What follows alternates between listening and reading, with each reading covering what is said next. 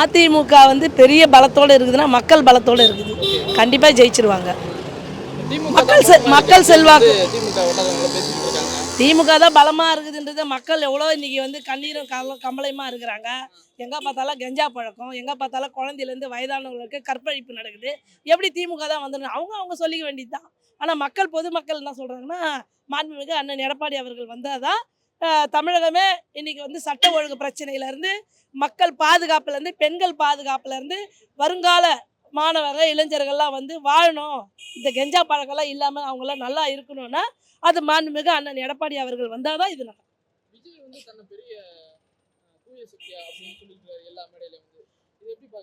விஜய் வந்துங்க அவருடைய கற்பனை, அவர் சினிமா நினச்சிட்டாரு. இப்போ 10 பேரை வச்சு விஜய் ஒரு ஆள் போய் அடிக்கிறாருல, அந்த மாதிரி தமிழகத்தை நினச்சிட்டாரு. எல்லாம் வந்து கைத்தட்டி கும்பல் சேர்ந்தாங்க நம்மளுக்கு எல்லாம் ஓட்டு போட்டுருவாங்கன்னு அவர் நினைக்கிறாரு. அது நடக்காது. ஏன்னு கேட்டிங்கன்னா, புரட்சி தலைவருடைய செல்வாக்கு வேற.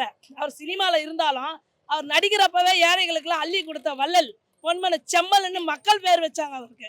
அதனால இன்னைக்கு இவருக்கு வந்து யாரும் அந்த மாதிரி இவர் அள்ளி கொடுத்த வள்ளல், இவர் மக்கள்கிட்ட ரொம்ப வாரி வாரி கொடுத்துட்டாரு, சம்பாதிச்சதுல 200 கோடியில் 100 கோடி மக்களுக்கு செலவு பண்ணிக்கிறாருன்னு ஒரு சரித்திரம் சொல்லுங்க, மக்கள் ஓட்டு போடுவாங்க. சரித்திரமே கிடையாது.